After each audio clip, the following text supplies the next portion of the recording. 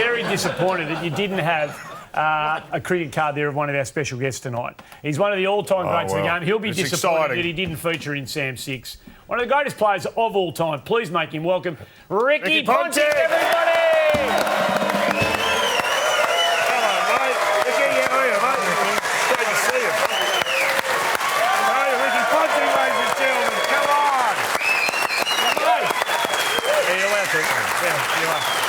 Hello, mate. How are you? It's great to have you on the show. Thanks for coming on. Thank you for coming. It's a rare honour, and we're just thrilled to have you here. What do you think of Sam 6, Ricky? Unfortunately, I was at the back. I didn't get to see any of it. Don't worry, you missed nothing, mate. I heard a few laughs, so it must have been You good. dodged a bullet. You really did. Did anyone ever ask you to pose for? Even if it happens, anyone ever ask you to pose for a photo with two parrots? Not yet, but anything could happen tonight. That question would have meant a lot more if you'd actually seen Sam 6. That's all I'll say, don't worry. As a kid growing up, was there a player who you idolised, who you kind of mimicked a bit in the backyard? Boon will hate me for saying this, but Kim Hughes was my favourite player. Was he? Growing up. Yeah, I loved the way that he played. He was ultra flamboyant. All those, some of those shots saw there, down on the one knee, cover drives, hooking and pulling the West Indies in their pomp. He was my favourite for sure. Just a follow-up question. So why didn't you like David Boon? I love David Boon, and he knows that. That's how I read that. Well, we're going to get to Booney in just 1 minute, but before we get to Booney, I want to go right back to backyard cricket, which is where we all start. And you used to have some epic battles with your younger brother, Drew. Now, is it true that you used to bat until he got you out, and on occasion that meant you would bat for like 5 days? Yeah, 3 or 4 weeks, probably closer to that. 3 or 4 weeks, and he would bowl to you. Yeah, we used to play obviously most nights after school in the summertime, school holidays. You'd round up all your mates from the local neighbourhood and play. But yeah, I sort of said to him at an early age, look, I think it'd be good for you if you try and become a bowler, because I was really keen on becoming a batter. So it's going to be your instance if you become a bowler. So he ended up bowling a lot, and then as I said, that 3 or 4 weeks he'd finally get me out, and then I'd have a chance to bowl 2 or 3 balls to him, knock him over, then I'd go home.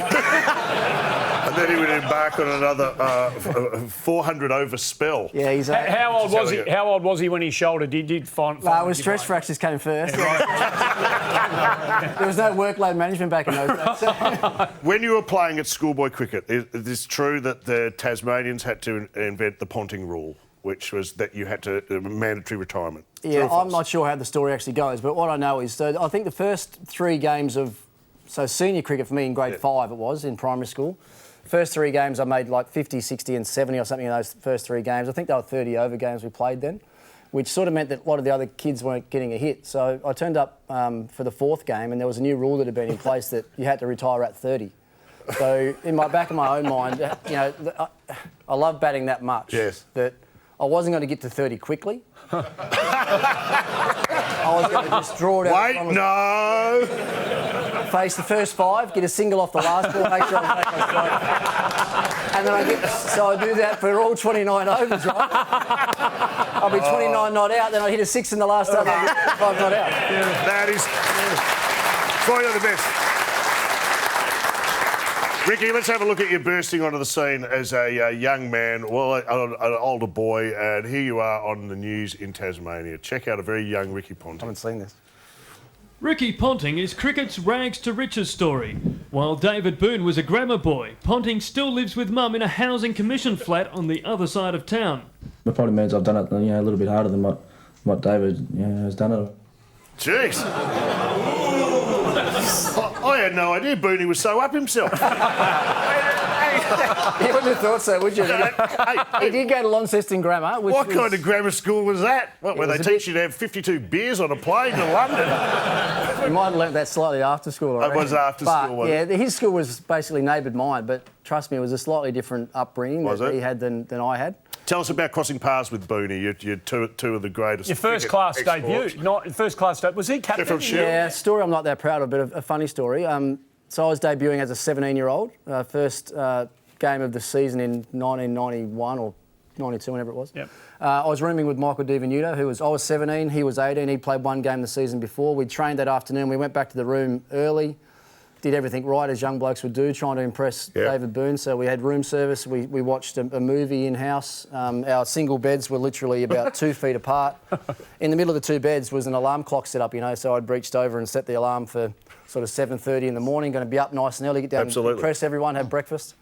Anyway, I was woken by the room phone ringing that morning. I'm thinking, what's going on here? I went over and picked up the phone. It was Greg Shippard from our state coach from the ground saying, where the bloody hell are you blokes? I looked at the clock and it's like 8:30. They're down there warming up, getting ready to play. We've slept, well, not through the alarm because the alarm hadn't gone off. Anyway, we got down to the ground, towing our bags up into the indoor centre because it was raining, luckily. And Booney had told all the state guys, every player in that side, when they walk in, don't look at them, don't say a word to them. I want to make them feel as bad. So I'm 17 and Div is 18.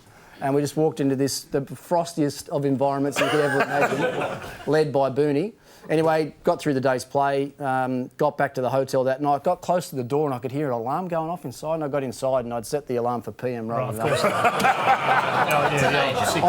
honest mistake. Happens to us all.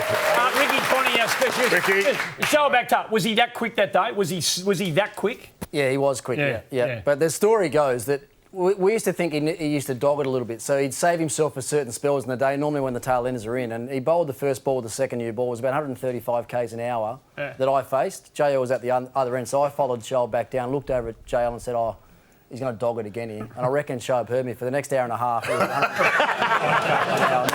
Good back to the cricket edition of the front bar. Ricky Ponting, our special guest, has played more Test cricket, the equal number of tests for Australia, 168 with... I'm going to say no idea. No idea. You're going to venture it? Has it Who played 168 168 tests. Only one other Australia is equal on that mark. Julian Weiner. Steve Waugh. Only one man's played more Test cricket than either of those two blokes in the history. All right, mate. I'll come back tomorrow night and play for the car. Okay, right. What do you have, Sachin Tindall? Matty Hayden actually destroyed a 200-year-old door on the change rooms of the SCG one year as well. It's, I'm not sure anyone knows. I shouldn't have said that. No. sorry, Doc. Good on him. 200-year-old door. Sounds like it was overdue being replaced anyway, by the way. Hey, I tell you what, it mightn't have been your best photo, but I admired the fashion sense that you displayed in the day, particularly on the big occasions like the Allan Border Medal. This is one of my favourite suits of all time. As you get up to accept your award, here you go. Check it out. Here it is. He may have won the Allan Border Medal, but according to Melbourne's designers, he certainly didn't win the fashion stakes. I thought his wife looked sexy, but I looked at Ricky Ponting, I thought, what are you doing? Who's going to love you in that shirt? Can I just say, Tony Mockbell wants that suit.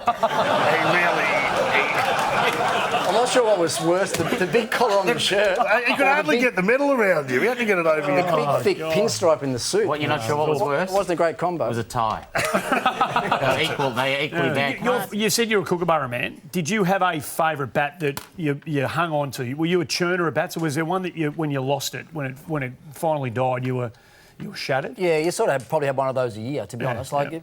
Through my career, I might have had 20 a season, maybe. Like the current players now maybe have 20 every couple of months. I was in the change room in Brisbane last week. Smithy would have had a dozen in the room up there last week that at all different stages and phases, and he's so particular with his. I mean, he'll walk along, have no preconceived idea of which one he wants to use on the day. He'll just pick it up, and whichever one actually feels right in his hands, he takes it out. Hey, Ricky, we'll be watching. Thanks for coming on the show. Great to have Ricky Ponting, our specialist. Doug Walters.